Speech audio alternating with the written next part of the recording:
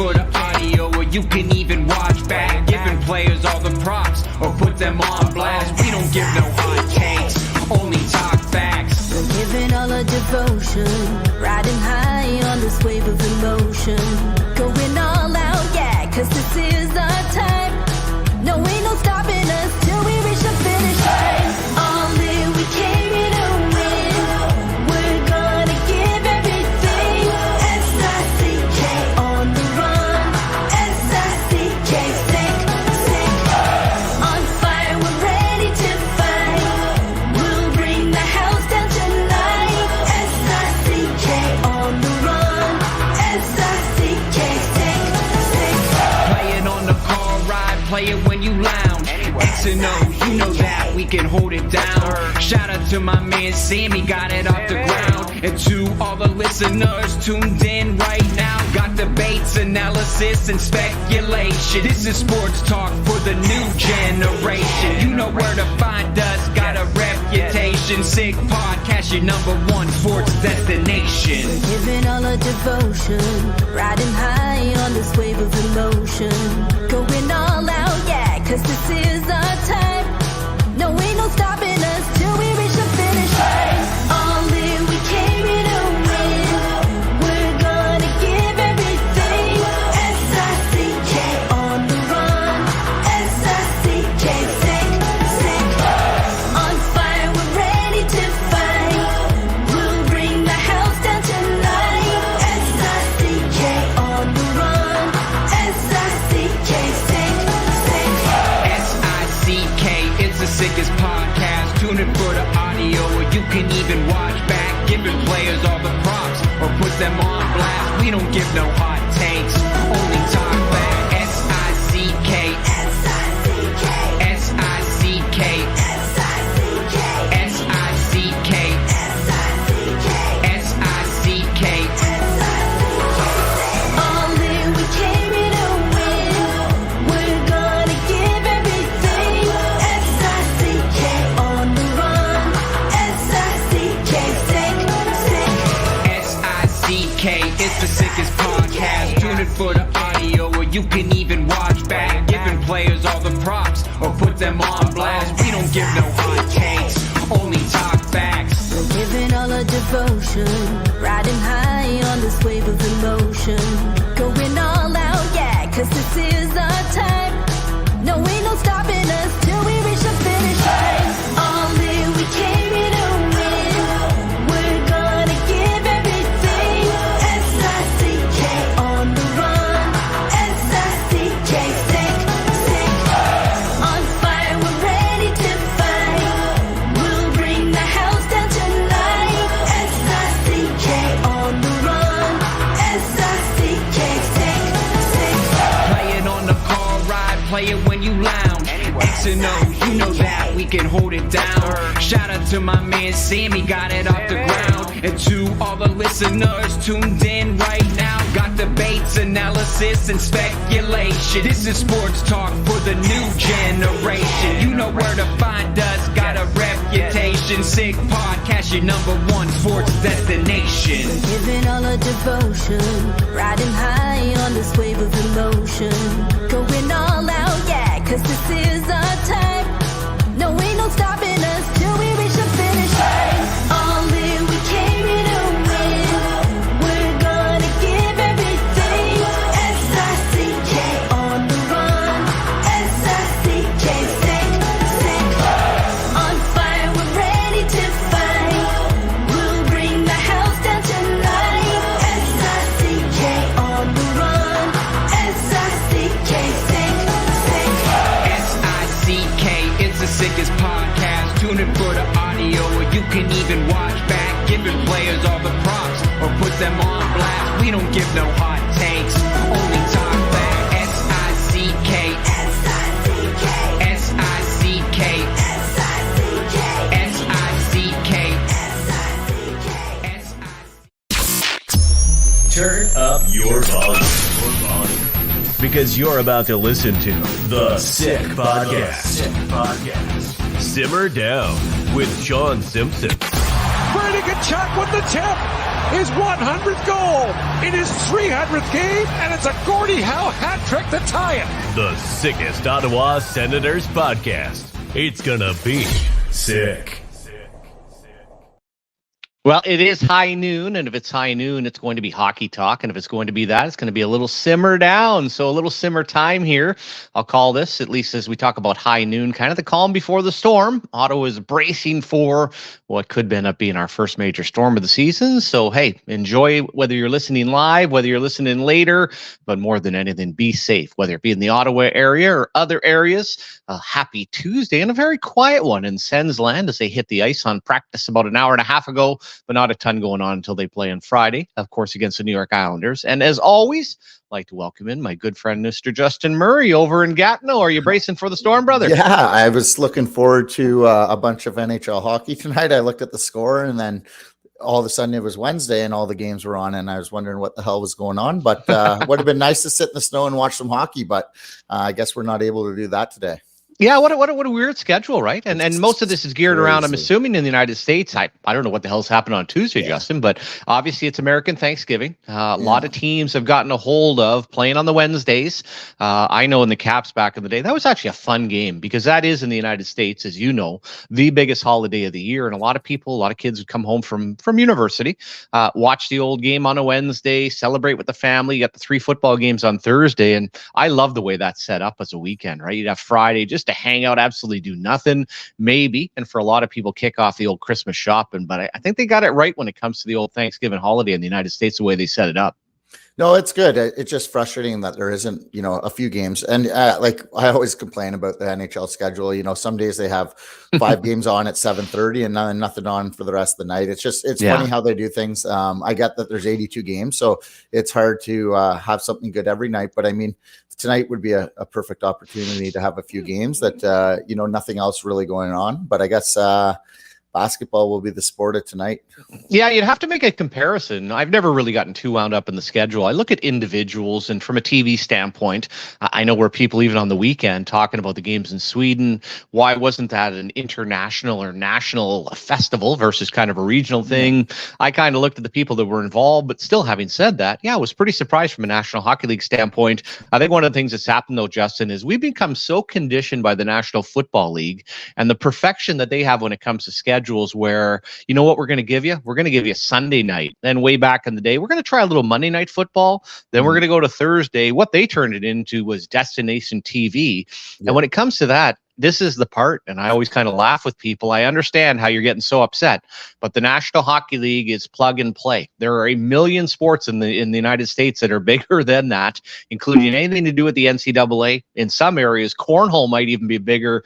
So when it comes to these regional schedules, trying to think that here in Canada and we're hungry for hockey on a Tuesday night, I can't really explain that one from that standpoint, but it's just not the same. A lot of the teams, it's quite simply a regional thing. Forget about this national, and this is a showcase, and this is what you want to see at the end of the day, Justin. No, the Florida Panthers have a completely thought on when they're going to play games to the Washington Capitals, to the Ottawa Senators, to anybody else involved in the National Hockey League, as far as what is the appetite, when is the time to play home games, and I guess more than anything from a TV perspective, when is the time to play some of the road games?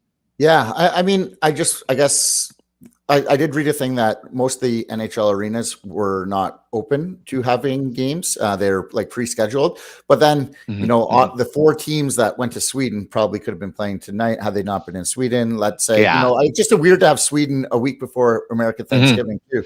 But I guess maybe that's because of the break. So it's not the end of the world by any means, but I just think on a night like this where there's no football, nothing going on, you could have a couple games, have 2 good games, one at 7, one at 9. And then let the people enjoy the game. Yeah, and as I said, in the United States, not the way it works. Now, from that standpoint, you've got Minnesota and Ottawa that have their own building. Of course, the Leafs, a very busy building, sharing with the Raptors. Are they sharing now in Detroit? Are the Wings and the basketball team sharing a building? Do you know? I'm not sure. To be honest. Yeah, I've heard that rink is just absolutely Yeah. Unbelievable. Well, anything would be better than the old Joe Louis, right? I mean, Yes, that is, I'll yeah. say from a scouting standpoint, and anybody that ever been there, first of all, this is the part of with hockey, I'll say this, is that when you're winning, it doesn't matter. When you would go to New York Islanders game when they were a shit show, it was like you walk in and it feels like it's empty. Now, when they had a pretty good crowd, there was a lot of fun. You'd go into Joe Louis Arena, it was like going into someone's basement. I've never seen a team. I think they were even selling some of the under jocks. They were probably selling used underwear, whatever it could be. It looked like on the concourse there, they'd have all these sticks and just a big rummage sale, but it didn't matter. It was a full building. It was great hockey. Press box, they forgot to add and this has happened a lot. I think it happened here in Ottawa with some of the escalators. Forgot to put in a press box. That was added after the fact. For most scouts, was a big old walk to try to get into that thing and not very comfortable. But at the end of the day, sure, you want the amenities, you want all the great things, but what matters? Good old winning. You get some winning, then it ain't going to matter. And the amenities, I understand now for the big corporate people and things like that. And also for Mr. Illich, was just a vision to try to improve Detroit. I mean, he had wanted for so long before his passing, put the baseball stadium there, ended up putting the new arena. And I haven't been to Detroit for a long time, but that obviously used to be a bit of a hellhole. So probably improved a little bit here now.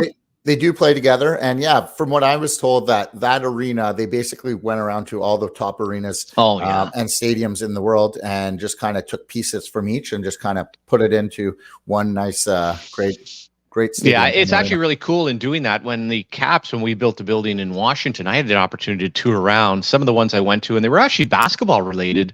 One was Orlando. The other one was Phoenix at the time where the Sens played, one on a tour. What was different then, and of course the Coyotes ended up going there first, Justin, it's the Octagon, right? So that sight line is so incredible for basketball, but cuts off half of the hockey rink.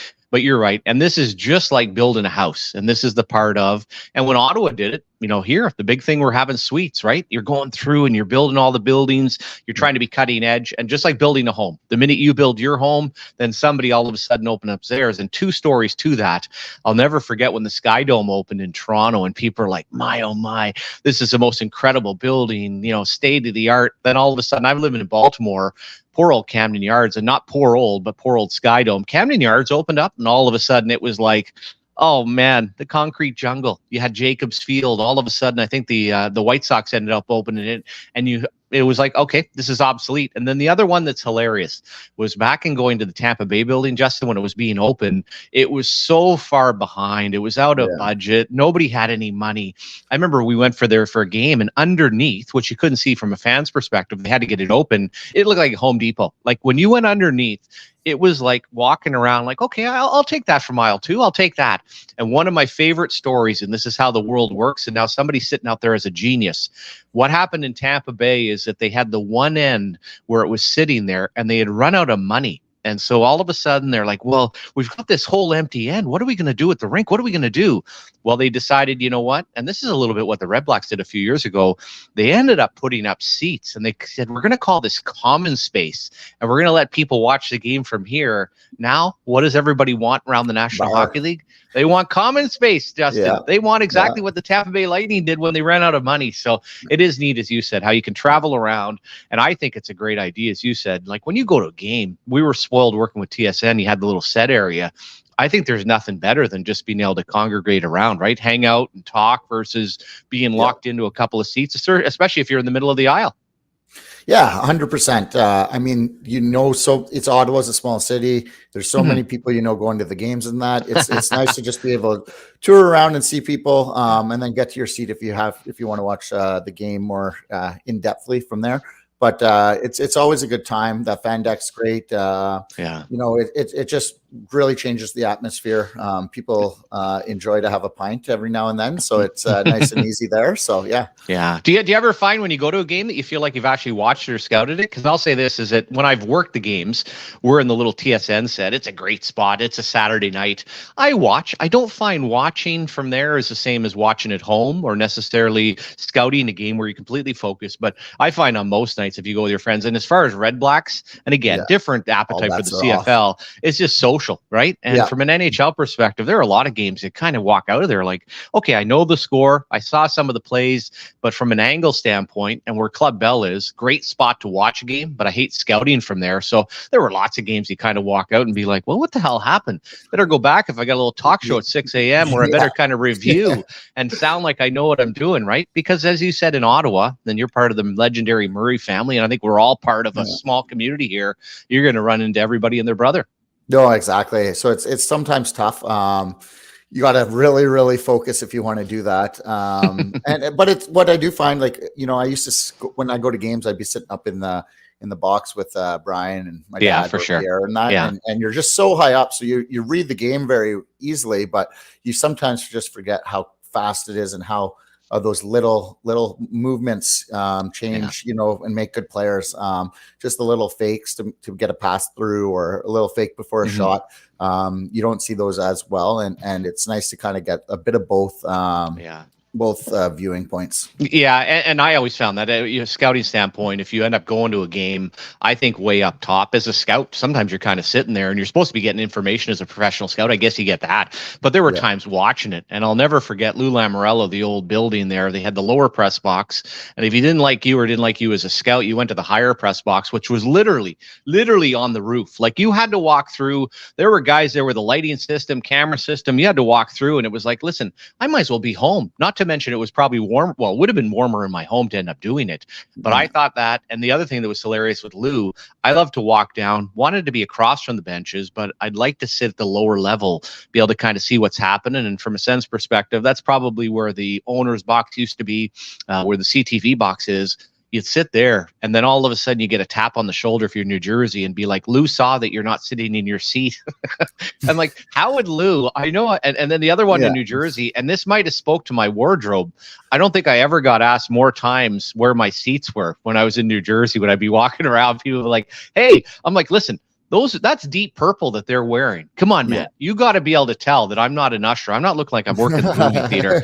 But I always loved in the different buildings, trying to move around, trying to scout. We have not addressed and talked about, Justin, but what's your thoughts on the habits of the Ottawa Senators, where the building is at, LeBreton Flats, kind of big vision, and I guess just the overall state of the CTC. What are your thoughts?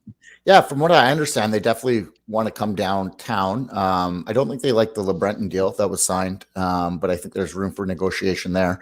So I think it's either probably in the D&D area or right in Centertown. There's some government buildings that might not be used. If maybe they take those down and build the stadium right there, so it's almost like right in the heart of downtown. That would be very interesting, because that is used to be a super busy area during the week, and now it's maybe half as busy. It's coming back a little bit, but that could be a good option to use up some commercial real estate, get rid of that, and then put in the building. So I think there's like 3 options that they're probably looking at, from what I understand. I live at Zibby. The Brenton Flats would be pretty cool. Anywhere around here would be pretty cool. I guess that land, is not really being used to its full effect. And then with the whole rail system there, that doesn't work yet. But yeah, so it needs to come downtown. It's too bad. Like, what I would always thought is Canada, it's not optimal, but had it been in like Centrum, it would be a lot easier to withstand, because even now, if you're there, even to go to a bar after, you have to get into a vehicle. At least if the arena was in Centrum, you have your buses there, you have all your bars and restaurants that people could flood out to where they want to go, and it doesn't become as much of a traffic nightmare as it is now. But yeah, I think the team obviously needs to get downtown. I agree. And you go through the different. When you talk about the D&D, are you talking about the property next to the Rito Center? Yeah. That to me, my God, if they could ever fit that in that foothold and do something like that. And then people will talk about parking. Listen, forget about that. I've been through all these different scenarios. I remember for Washington, D.C., the building, first of all, it was a hellhole. People were more worried about going from a safety standpoint. But you always hear this about traffic. The footprint that I'm always amazed when you're in the building versus out of the building, Justin, ends up being Montreal. I can't believe when you're outside that's a building, like the size of that, right? So you look at the footprint and you look at the D&D, what that would do. And I think Mark Sutcliffe has a vision of, I first of all would go to LeBreton Flats, because I know when he commented, hey, that isn't necessarily downtown, But to be quite honest with you, when you look at what that would do as far as to Quebec, to the Ontario side, what it would do all the way up to Little Italy, everything that would go on there, it would transform the city. But if you could slide it into the DND, you talk about changing. And I would imagine, and you're on top of it from a real estate standpoint, wherever this goes, but if it was ever to go to the LeBreton Flats, my God, that part of the Zibby and everything, it's going to be a game changer. So I think it should happen. But I will say this, DTC, and to your point, and this is unfortunate where Ottawa's never had any vision or planning, what you just said right there would have been perfect sense. Imagine all that built up around. And right now, I still think it's a pretty good building to go to. It's not the end of the world. The question would be from Andlauer's standpoint, and I think he's got a very favorable group in Mr. Sutcliffe locally. But when it comes to the provincial, comes to the federal, I'm wondering from a financial standpoint, after dropping over $1 billion Canadian on a hockey team, how much are you going to have left to turn around and build a building? So we'll see what happens. But for right now, we'll focus on the CTC and we'll focus on the Ottawa Senators. Yeah, and what we wanted to do today. Country night there on Friday, I think. Oh, nice. Got Jade Eagleson going. So yeah, and I got to say, from a country standpoint, music, I was growing up. My father he's a good old Alberta guy from Peace River. So we listened to a lot of the old school Willie Nelson, Merle Haggard, different sounds, Yeah. Well, yeah, no, I loved it. And I kind of, even as I got old, not that Gordon Lightfoot was or some of the other Roger Whittaker, but there was this background music. And then when I turned pro, a lot of people at that time were listening to Randy Travis. That became fairly popular, but it was just kind of transforming, right? It was just coming from country music kind of into the pop music.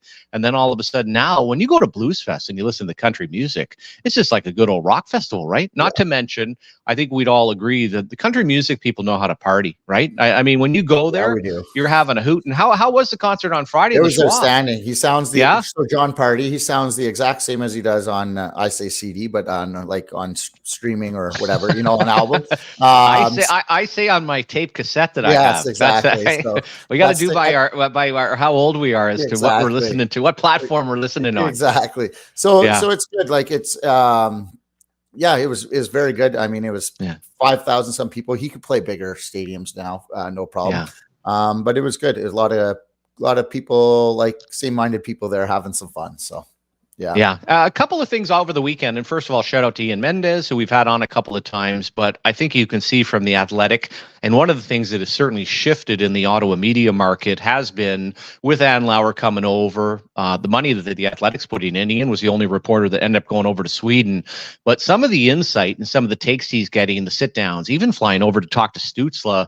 But these moments, as you know, in the season, Justin, some great work by Ian where it's a little relaxed. We know once the season goes, and we'll say from a Sens perspective, once you get to December, there's not going to be many of these sit downs unless all of a sudden they're on a 10-game winning streak, right? So that portion of has been great. And one of the interesting things, and I'm sure he was fired up, he was excited, was the thoughts of what the Ottawa Senators will do in the future as far as going over to Europe, what they may look at. And I know they're absolutely flying high right now. They feel good after a couple of wins, Justin. I do wonder, both on schedule and everything else, how will they feel in about a month from now? But what's your thoughts on the Ottawa Senators and kind of some of Mr. Andlauer's comments about future trips to Europe, which I think most people point to, and the obvious being, hey, listen, wouldn't it be so cool to end up going over to Germany and being able to celebrate a Timmy Stützle and play like that? Do you want to see the Senators go back next year, Justin? Or, hey, let's go a little slow here? I think it's the perfect opportunity. I've been pretty vocal about the German market, I think. So I definitely think they need to get over there somehow. Would I do it the way they did it this year? Hopefully not. I think if you can get over there a little earlier, play some games, and then kind of have a break and then just dive into your season and then hope your season schedule looks more like a regular season schedule by the other teams. I think that would be the most optimal. But that said, they get 5-day break here. They're really not going to be too far behind on games played because of, today and Thanksgiving weekend. So, I think they got to get over there. I think Edmonton, Detroit, and maybe Chicago would be Yeah, good. I don't. Yeah, from that standpoint, I mean, the obvious would end up being Edmonton and Ottawa. Other ones now, the thing you run I in, was thinking, and you know, Lucas you for Reichel, sure, because and Bedard, if they had if they counted as road games for Chicago, that talk about growing the sport, you'd have some big names over there, Canadians and Germans. So yeah, the only part of that you run into when it's singular like that, you worry about any type of injury and a missing, but it would still be a big sell. Then you look to yourself, hey, could you tie it into Oktoberfest? Can you do some different things? As you said, I would like to see what's that. Sign me up. Oh, no, exactly. And you could see, and it was 150, I think, were the fans as far as the Sens side. But what a great life experience. And I do say, from Andlauer's standpoint, for the feedback of the people that went to Stockholm, to be around the team, and not that it mattered or had to happen that they won both games, because I think the spirit of the group would have been the same, but it did help. And I think you're kind of feeling coming back like this is great. But the only thing I'll say from an Ottawa Senators perspective, it's awesome. It's cool. I think it's really neat to see the showcase for Alfie, for the Swedes, some of the other things, Justin. But you got to get focused back to your own market. And that is the part of, from an Ottawa Senators perspective, there's still a long ways to go to sell the brand locally, to get the game sold out, to kind of build along it. So, yeah, be curious to see what they do. But I'm also, and I put out on social media today, Justin, a very important question when it comes to people's health. How are we going to, and every one of the teams, when Ian Mendez was on with us, talked about having a sleep doctor. There were 4 different teams. Are we judging the sleep doctors on the results? Which, if so, I guess the Leafs and the Sens perspective, they would have been the best sleep doctors. Or is there a formula here, Justin, where you judge based on Sweden, but do you say, listen, let's also focus on the next month, the next couple of weeks here? How do you judge your sleep doctors, which I know you're very into?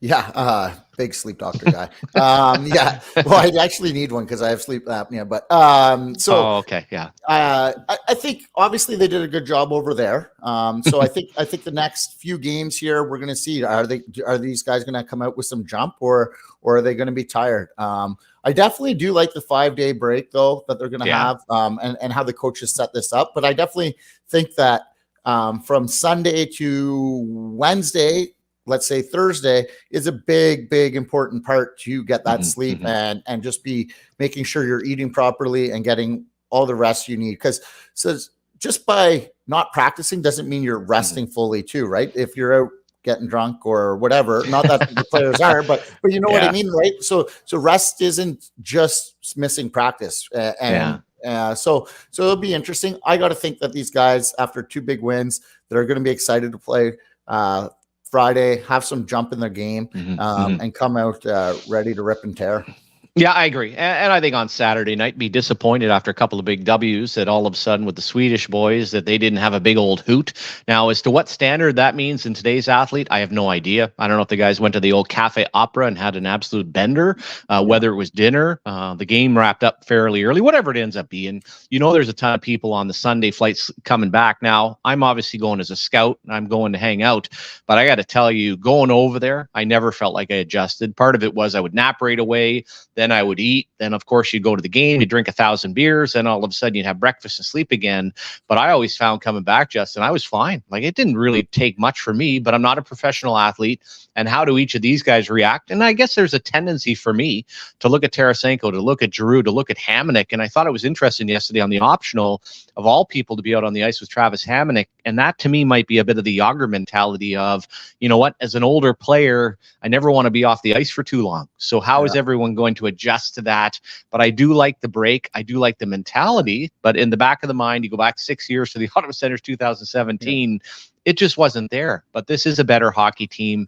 It is a younger team. And as you said, I think they're feeling pretty good, and there has to be.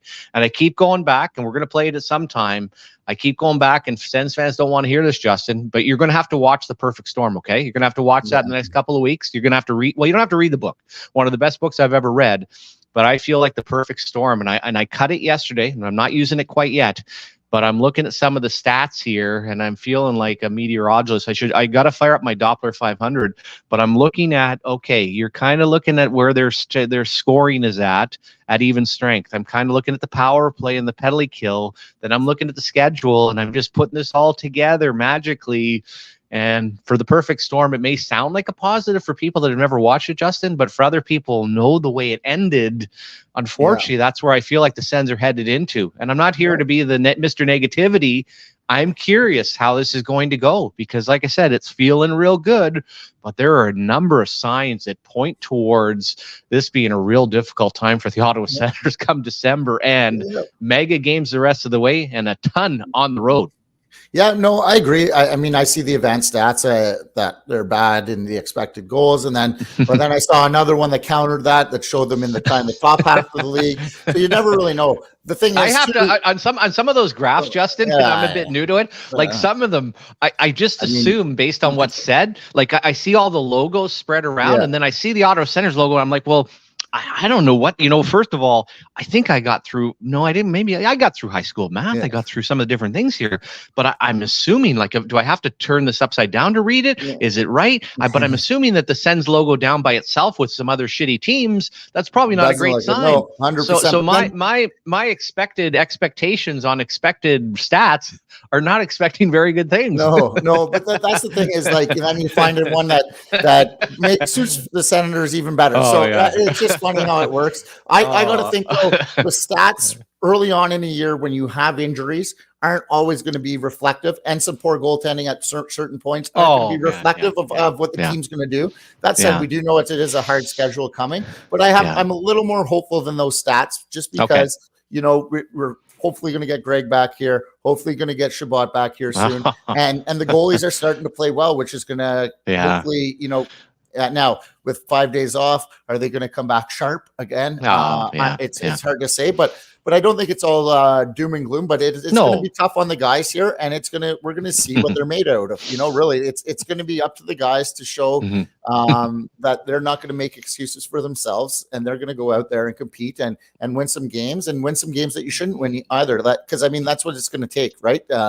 You're going to need to win the ones that you should, plus win some that you shouldn't. I mean, it's simple. I feel like I'm back with JR when you talk about the goaltenders. You got to stop the stoppables and sometimes stop the unstoppables. And you threw in, and this is a bit of the rally cry. I heard a couple of wheeze in there, so I kind of like that, Justin. You got to get the boys going. But it is from the Sens perspective of looking to schedule, how you feel about it, how you feel. And when you go to some of the charts and some of the things, and this is the fun part, I love the numbers, and what has really happened in the last 5 years, I think, is really nice because I know it was a mega argument. And when Chaka Khan took over Arizona, or whatever his name is, Jeremy Chaka Khan, he went all analytics, and it was like, okay, analytics is the way to go. And if you went against analytics, well, you're just an old loser like myself. You're an old white guy over 50. You don't know what you're talking about.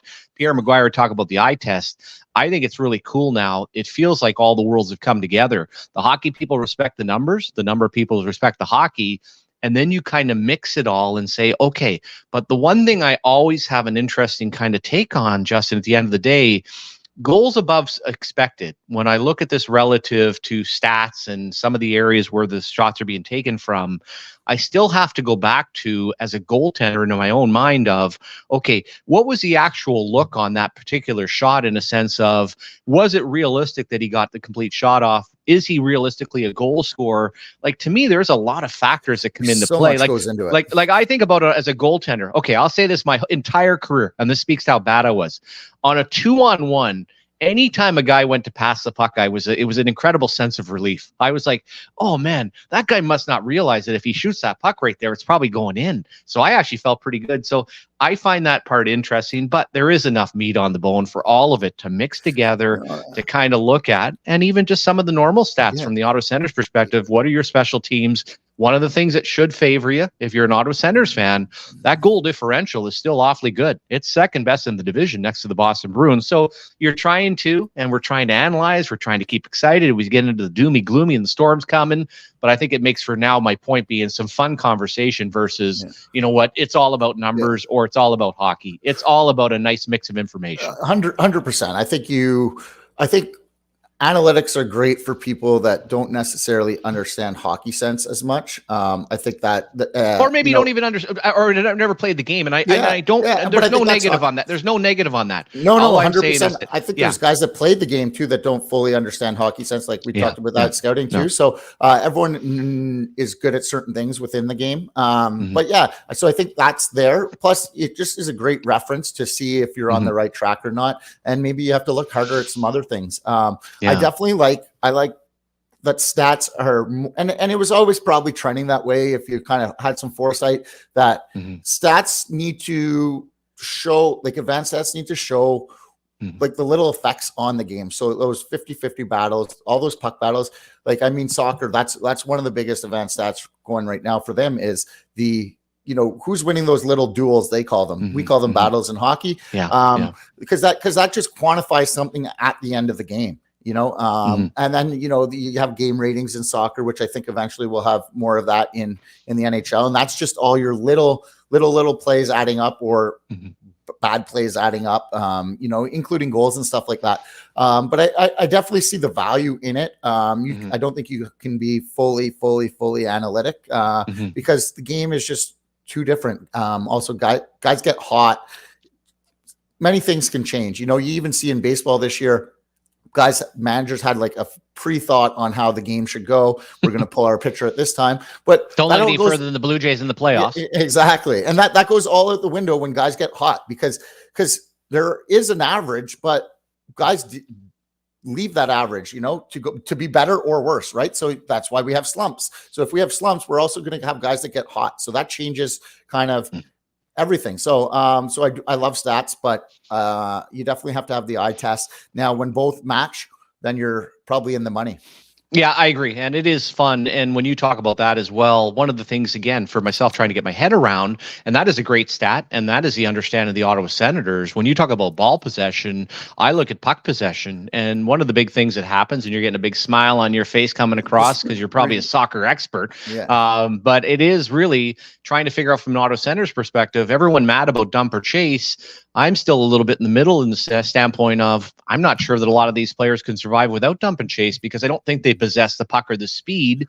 And it keeps going back to, and one of my perfect storm stats, which is not very good, unfortunately, what's reversed from last year being basically a one-line team of Stützle, Tkachuk, and Giroux. Now it's actually Joseph, Stützle, and Giroux ended up being the one line. And after that, I don't know what suits. And this is part of what we talked about yesterday, Justin, is a draft philosophy. You got a lot of mix of different players and talented players on the Ottawa Senators, but I can't necessarily tell you that they're exactly a team that's going to possess the puck and come up and down the ice together in 5-man units. I'm not so sure they have the personnel for that. No. I mean, I got to think, like, you know, you should be able to possess the puck on the cycle a little better. You have some decent sized guys that have ability to hold on to that puck and patience. So down in their own zone, I would like to see that. And when they do, they look good because their D can activate a little and create some mismatches in the offensive zone.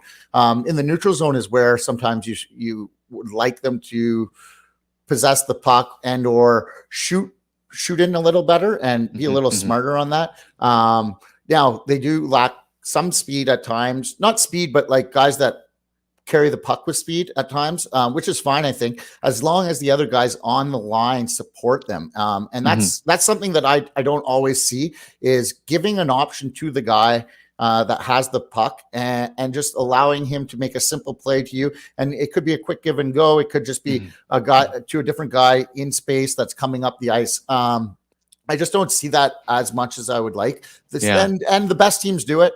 But a lot of teams don't. So I guess that shows how hard it is to do in the NHL. But I definitely would like to see that. And I think that's a coaching philosophy as well. So if you haven't had to do it for the last 3 years or 4 years, then why would you be doing it now? Right. So I think that would be, it would be rigorous in practice to get used to that. But I think that would all be like controlled scrimmage, watching good teams, how they give passing lanes open to the puck carrier, and just kind of learn some things from the better players in the league and that do it. Yeah, it's curious because I'm not so sure on that. When I go through, and I don't have this written down, but in the top of my mind, I look at the Ottawa Senators. The number one line for me right now, love my hands going today, ends up being Stützle, ends up being right now basically Joseph and Giroux. So now we get into the muddy middle. I actually think the fourth line at times has not been bad because of some of the speed you have on Chartier. Where you run into a problem, I have no idea what to make of Robbie Yarventi at this point. He's just kind of here. He's going. He's a young guy, but babyface young guy. guy. Well, yeah, but the combination of Kubalik, who I also have no idea what this guy does other than look the part, and then Batherson, somebody said it's a sophomore slump, soft being SOFT. I don't see it there. And to be quite honest with you, I don't think Brady Tkachuk, Josh Norris, and Tarasenko are capable of that. Tarasenko's not at that spot in his game. He needs to be brought into the offensive zone, make plays. And for Norris and Tkachuk, Brady is very powerful down low.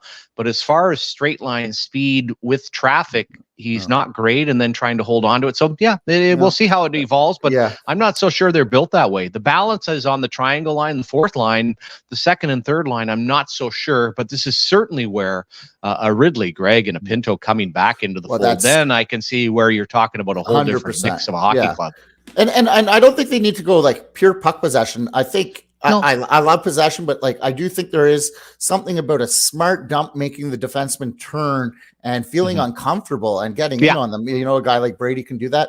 I do like Tarasenko, though. He kind of, he can be heading up the ice, pull the puck back and get it to the far side in the neutral zone. He does have that awareness. I think he's good. Decent down low. He played on that St. Louis Blues team, like maybe one of the best cycling teams we've seen in a while. I think it's just not natural for them. And it's something that you really have to work on and focus on if you want to do it. I do think it becomes innate in you when you do it, because you just realize the game's a lot simpler whenever you do give puck support. It's just it's so much easier. But yeah, we'll see here. I think with Greg and Pinto in the lineup, they're a much different team, especially. And then you have Shabbat on the back end that can transport the puck out.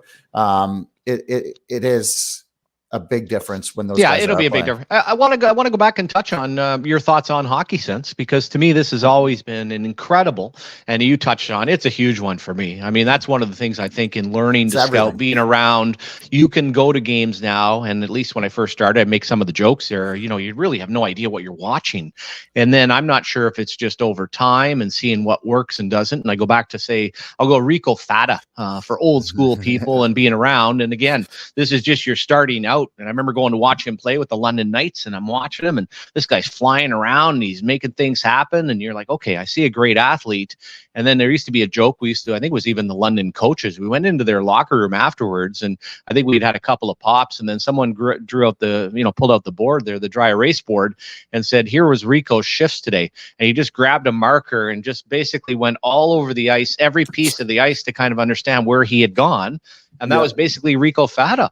And that is a part of, and I'll use Alex Formenton, because I think it's a great example of, when I watch an Alex Formenton, I think there's everything in place other than incredibly natural hockey sense. And it's not terrible, Justin, but enough to be a star versus being a real good player. And the theory on that, when we used to have Dave Poulin on, one of the things he thought was, well, if a guy's a great skater, he doesn't have the same hockey sense at the lower level, but he's able to overcome that. I'm not so sure on that. I've always thought that it is really hard to, that's something that is basically a gift. I don't even think it's taught at the end of the day for players. Yeah. So let's talk about Formenton. I think he has hockey sense, but not overly creative. So there's kind of like two different. He doesn't have vision, is what you're saying. Yeah. There's no. So he has hockey sense and positional, managing puck, but is he going to give you that offensive creativity and vision that you want out of a high-end guy? No. So is he perfect to play second, third line, move up in your lineup if you had to, and fill a role? 100%. But then you have a guy like Chris Kreider, who arguably Formenton was better than Chris Kreider in the NHL at 20 years old or 19 years old. And then he figures out a way to score, what did he score, 40 or something? So he scored 50. 50. Yeah, exactly. And played hard. So that's kind of where I pictured Formenton hoping to get to as he got stronger. And that's kind of just the difference. But Chris Kreider doesn't have a high-end vision by any means. He just he knows what he is, figured out what he is in good positionally most of the time, but doesn't have that vision. So they're kind of the two different sides of hockey sense, is your positional awareness versus the ability to see the ice with the puck.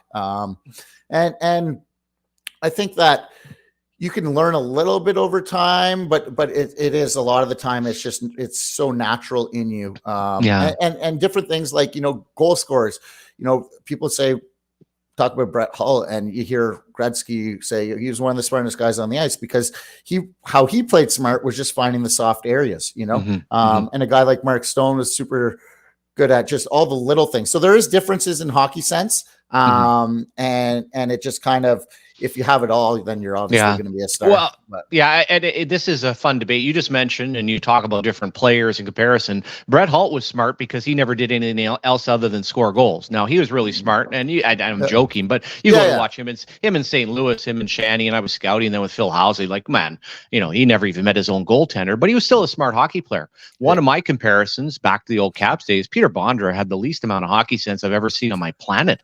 He was or on the planet, and he was trying to find his way. Guys goes on to score 500 goals. Now, when I look at Alex Formenton, and you make some great points for, first of all, he had evolved and doing some different things. But one of the versions on the Ottawa Senators right now is a guy like Joseph, who I don't care how he played a couple of years ago. He was playing on the right side as kind of a power forward. He switched to the left side now. He's playing with pace, but he's playing with purpose. And I didn't even see that 2 years ago. So to me, that's an improvement. But the poster child for a lack of hockey sense, and this is the one where you don't want to go down this path, because Kreider, as you said, a couple of things. I think he's figured it out, but I think in having an elite centerman that can get him the puck at that same spot, his 100%. Goals are all the same thing, right? He hits a hole, the puck is there, it's in the net. The guy that is the dumbest hockey player on the planet, that you just bang your head and you'll see flashes in the preseason, our good friend Josh Anderson, just down the road in Montreal. This is the tease of guys, and I'm sure you watch him in junior, and you saw a little bit in Columbus, and I'm like, why are they trading this guy? And then again, this preseason, Josh Anderson's going to have a breakout season. Hey, Josh Anderson comes into camp. He's faster than everyone. He's shooting the puck well. Nothing happens. And then all of a sudden he gets a bit tired. The season starts. To me, he may be the poster child, Justin, for a guy. And I'm not faulting him. No, 100%. And this is where you can't get mad either. It's not a lack of effort. He just has no clue as to what he's doing as a physical player and just about anything else. And the term that will be used, and this was on my report card when I was in kindergarten, did not play well with others. That is basically what a person that has no lack of hockey sense, that's on their report card right there. Yeah, I mean, you got the horse blinders on. But it's like if those guys can become effective players if they understand what they are and have some self-awareness and use that to their advantage, like knowing, okay, I'm not going to be passing the puck here and making great plays, but I'm going to go to the net every time, and I'm going to go hard. And my centerman's knowing he could, at worst, he could just throw it on net, and I'll be right there for the rebound and hopefully jam something in.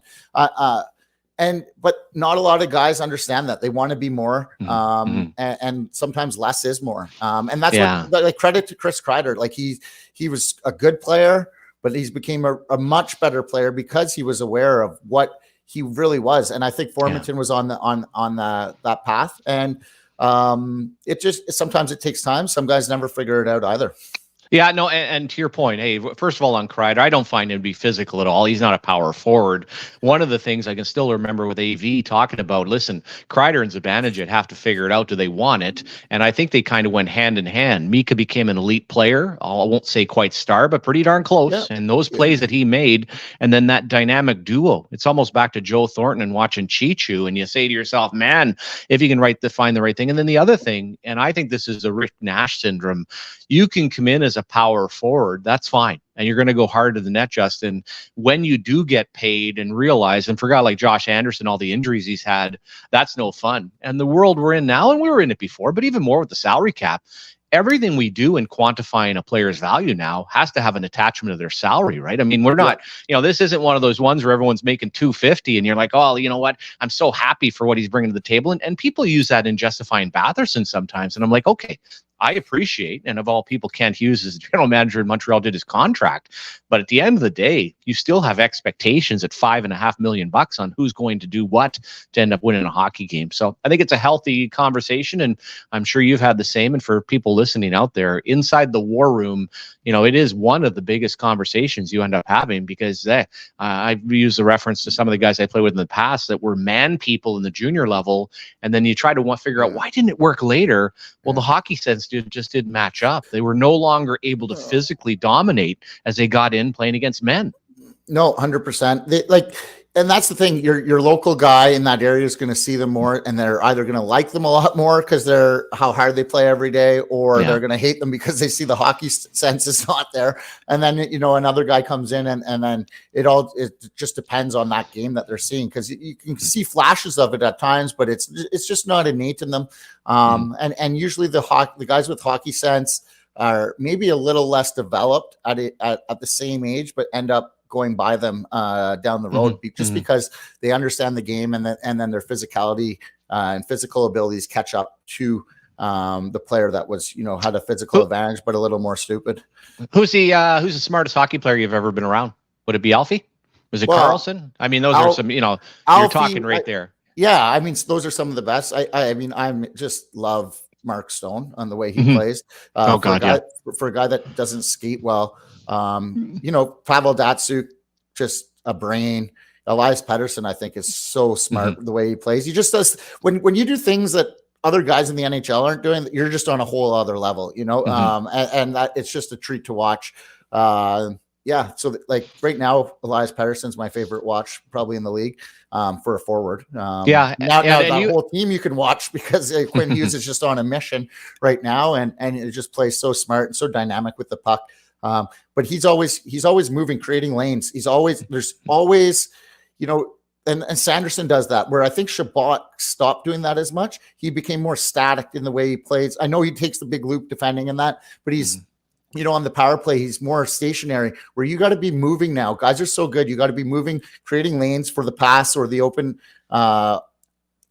create an open lane. Kucherov, I mean, there was a power play goal the other day. Tampa Bay just snapping it around, and Kucherov, there's not a great skater, doesn't play the game necessarily fast, but is obviously a genius on the ice as well. So it just all depends. There's lots of guys, but it's those, you really notice it on the guys that maybe not play at top speed all the time, but they still find a way to be the most effective guys on the ice. And if the puck follows them around, they got to be in the right places and have some hockey sense. Yeah, I agree. And the other part in today's game, and I don't think it's different 30 years ago. You talk about slowing the play down. There were lots of slow players. The guys that can do it nowadays. And I remember going to watch Alfie, and again, you're trying to figure out how good is this guy. And I don't remember what angle I was sitting at, but his anticipation to read the play. And I thought, okay, well, the guy's not the fastest player in the world. He'd come through the neutral zone, and he's a couple of steps ahead. He'd end up with a takeaway where you're like, how is that possible? And then with Mark Stone, it was quite simply that, the ability to read the game. And this is also something that Poole used to touch on, which I do agree. For the guys with the lesser legs at a lower level, you have to be smart. You have to anticipate the game. Your brain and is a gift at the same time, but otherwise you're not going to make it. So you're right. A real treat to end up watching that. Wanted to touch on, just from a league standpoint, because it is fairly quiet in Sens. It's just waking up this morning, and I will focus on positive things. What's been a bigger shit show this year? Eliminate expectations. Take away, because I know certainly the Edmonton Oilers were looked at to be a Stanley Cup possibility. I think a lot of people cheering, hoping for Connor McDavid. But in what has happened there, and standings and coach and everything else, what is a bigger shit show, though? The Edmonton Oilers or the Columbus Blue Jackets, who have turned into, on 100 different levels, and this isn't just this year with Mike Babcock, the Columbus Blue Jackets have just turned into a complete gong show in both the on-ice product and what's been happening to them off-ice. Yeah, it's been interesting. I mean, that's what happens when you probably give big contracts to guys that don't necessarily care. And having one of those guys on your team being dragged into it because you have good leadership is fine. I think they excel at times, but having a bunch of guys like that is tough. And then, the whole Babcock fiasco, it would have been wild to see Babcock there because he would have had no time for this crap. And, oh my God, no, but it's all about him. So if it's going sideways, then he'd be right out the door. Yeah. And then, and then like Kent Johnson being sent down. I like stuff that Columbus does. I really do. And then, I get what they wanted to do with Johnny Gaudreau because he's a big name coming into a U.S. market that really doesn't get big names. But I mean, it's just been a disaster there. It's Edmonton's also. It's just been going on. And like you see last night, just the big circle back for McDavid. And I don't want to be the guy calling out McDavid by any means, but he's got to bear down and just be the best two-way player he can be and lead with that. Unfortunately, I mean, he's the most talented player in the NHL. But at some point you have to, be the number one guy on your team to lead by example. And he does do it at times, but it needs to be more constant. And just Oilers hockey, up 2-0, back to 2-2. Yeah. They score a goal, up 3-2. Got to give them one. Now we'll give them another. It's classic for them. Yeah. It's a long-standing joke with my buddies. Even it's tough to watch because how good he is. How he should be in the playoffs. It's great for the sport if he was.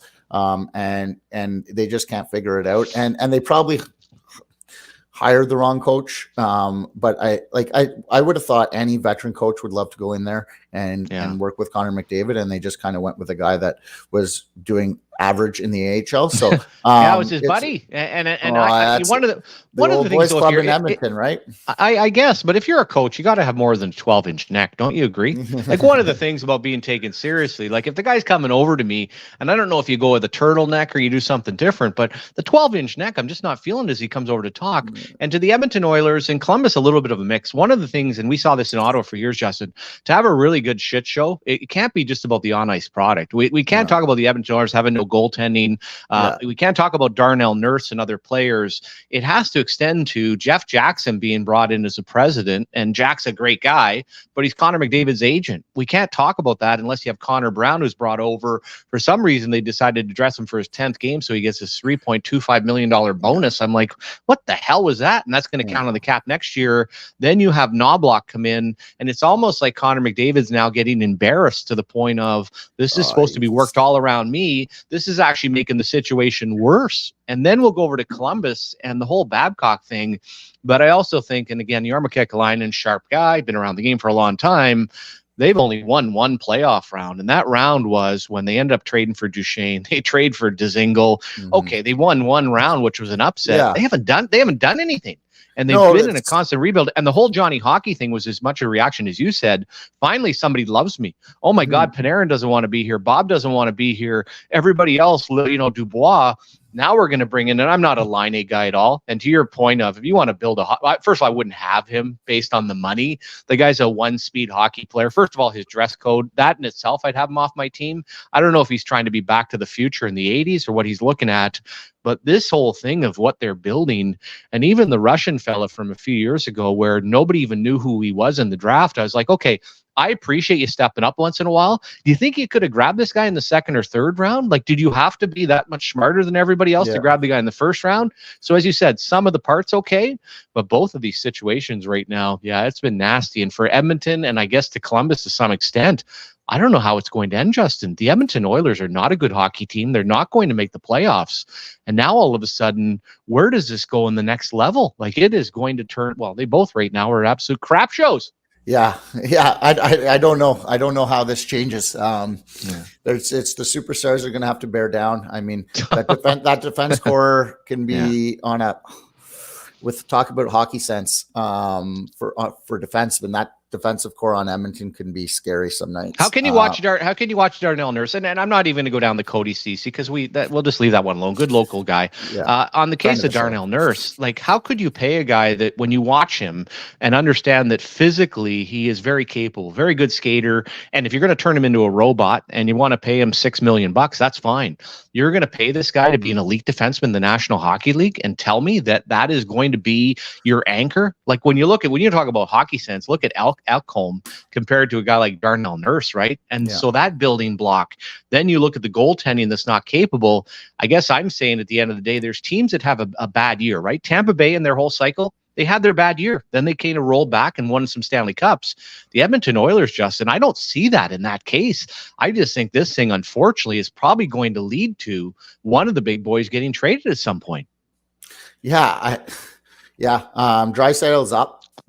after next year. It'll be interesting to see what he'll want to do. And do either of those players look like they're having fun in Edmonton? And, No, and I don't mean I'm not meaning that, Justin, as get out of, and I don't even believe this whole Canada thing. I don't think Edmonton's a tough place to play. Actually, I think the media there wants them to do well, but you can also tell where just the negativity of being around. Like if you're a Draisaitl and you live in Spain in the off season and you go through what you're going through in Edmonton, and it's not climate. I'm not saying that. I'm not saying the city. First of all, the passion in that city is off the charts good.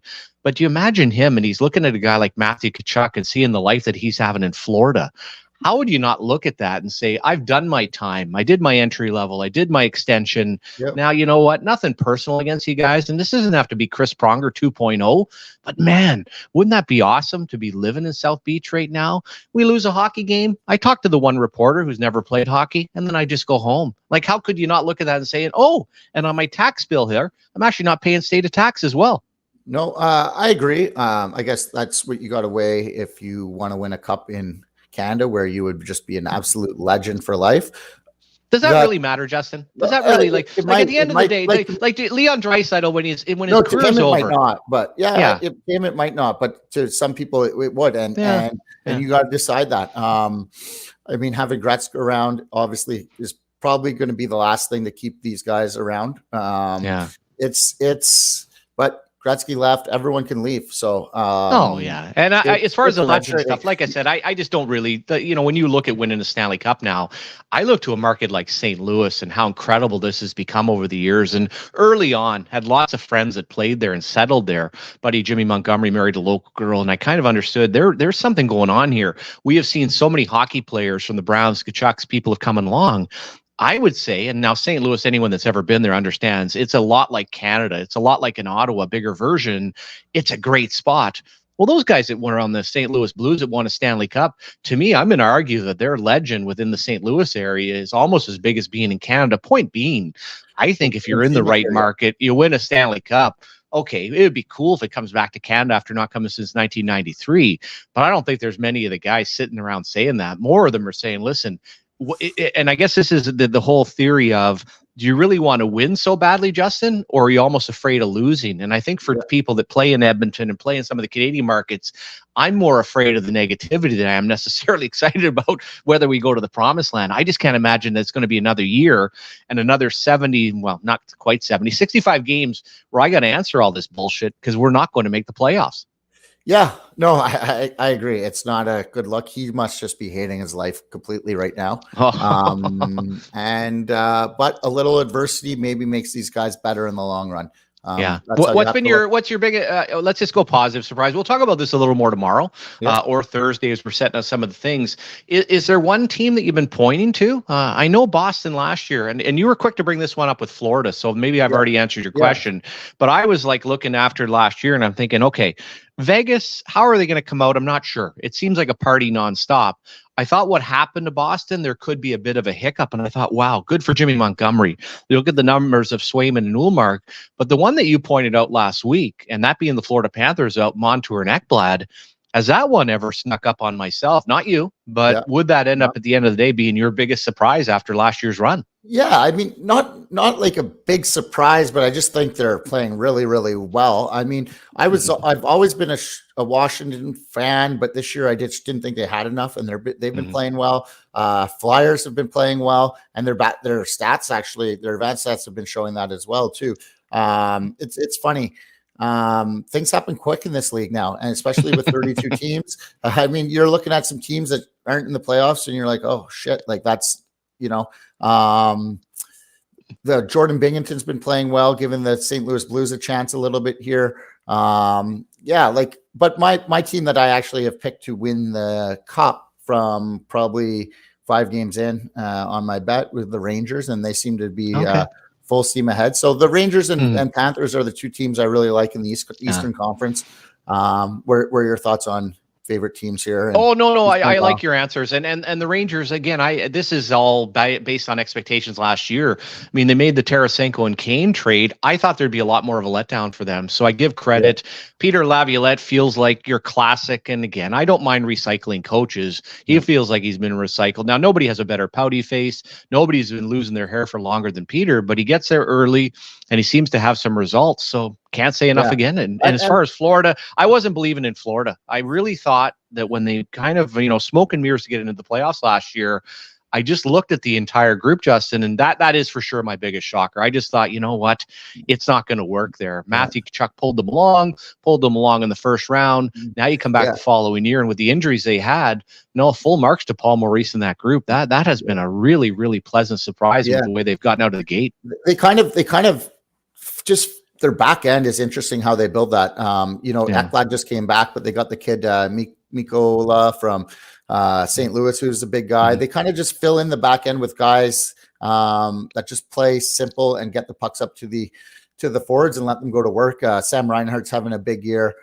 Sam Bennett will drag you into the fight. So they got some good pieces I really like. And then Barkov is obviously a guy that can match up against pretty much any centerman in the league. So, and then you have Bob playing well too. So that makes a big big difference. But it's funny there. You look at Boston with 23 goal differential. Panthers being at 8 next, and funny enough, the Senators tied with the Panthers at 8 as well. And usually that ends up being a stat that comes close to what the standings are by the end of the year. So I think that's one positive for the Senators. And then it's funny to see the Flyers and the Capitals though ahead of the Hurricanes. I think the Penguins are coming. The Devils are, maybe struggling with some goaltending issues. So, and when in terms of the Rangers, they're young guys. I thought we're going to take a step, and Lafreniere is taking that step. Heidel's hurt, but Kako's been better. So and that is it. I can never say names properly, but Coley or he's been good for them. So they kind of have a little mix of older and younger, and I think it's working for them in the regular season. We knew it would probably work for them. Whether it come playoff time, they can play hard enough to do that, but they got the goaltending, so and the good back end, I think. So and it ends up being matchups. Last year, the Devils just too fast for them. So hey, depending on the season, you've got Shesterkin, you've got opportunity, and you go through each of those clubs. I agree. And and again, going into the season, I told you Tarasenko no good. I told you Joseph they should get rid of, so forget it. But when I look at, first of all, a couple of teams, Philadelphia Flyers, no chance. I don't see it. I know that the numbers, I know they're working hard, but this is just my prediction in November. I'm not a Pittsburgh Penguins fan. I'm looking at Ovi, and he's tracking for about 30. Curious to see how that ends up going for those teams. But I go back to, and this is almost from a Sens perspective, because as we focus, Justin, often within the market itself, and we talk about distractions, and we talk about with the Ottawa Senators of how difficult it was with all of a sudden ownership coming in late. You had Pierre Dorion, you had Pinto. What do you think the Boston Bruins have had to deal with? And do you think they have any excuses? No, let's go through a little checklist of what happened. Last year, after setting a record in the National Hockey League, you lost out to the Pittsburgh Panthers. You lost out to the Florida Panthers. Your captain and one of your greatest leaders of all time retires. David Krejci decides to retire. You run into not a lot of injuries. I won't use that. But all of a sudden, you have the Milan Lucic situation. And again, very early into that part of it, have there been any excuses from that standpoint of what the Boston Bruins have done, led by Brad Marchand? Not a chance. They've come out, they played properly, and they played great. And that's the neat part, set by Bruce Cassidy, carried by Monty, and kind of what's happened with the Boston Bruins. So for me, and hey, always a shout out to Bruce Cassidy in Vegas, but that's the one I look at, and I thought, you know what? That could have set up where Monty starts slow. All of a sudden, Jim Montgomery, the Boston Bruins, there's pressure in the market and a coaching change. And now after winning the Jack Adams, and I want Monty to win a cup. He's such a good guy, Justin. But I look at that circumstance and say, you know what? There's just nothing from the top there. The only thing that they want in the Boston Bruins is winning. And I know behind the scenes, it can be a bit of a crap show there as well. But I do like at least the standard of no excuses on injuries, guys retiring, things that are happening. We got to go out and do a job every night. And man, oh man, are they doing that to a T. And that's the culture brought down from Bergeron, Chara. Yeah. Well, that's a player culture right there. That team, there's no excuses. This is the way we play, and once you learn that style, it just becomes innate in you. Honestly, you see it often, and those teams like the Kings, it's the same thing. So Boston, and they had 2 good goalies. If they added, I don't know their cap space, but I got to think they have some. If they add another piece at the deadline, I mean, they'll just be absolutely scary. Yeah. Well, they sure added a lot last year at the deadline. Unfortunately, I didn't think it was over adding. I thought it looked great, but that's the way the National Hockey League works. I know a lot of people have tied it in, and I think one of the trade partners we're going to see is the Calgary Flames.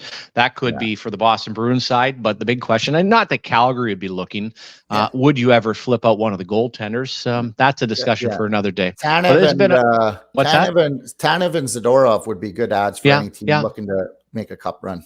Yeah, exactly. And they ended up with Orlov last year, did a lot of different things, and I thought was fine. But hey, even with those losses of Orlov or Bertuzzi, some of the other things, they had played great. Anyways, that was a lot of fun for a Tuesday, just kind of a free-for-all. Sens, again, back on the practice ice. Not a lot of news from there. Timmy Stützle, a little maintenance day. Shabbat up on the wing.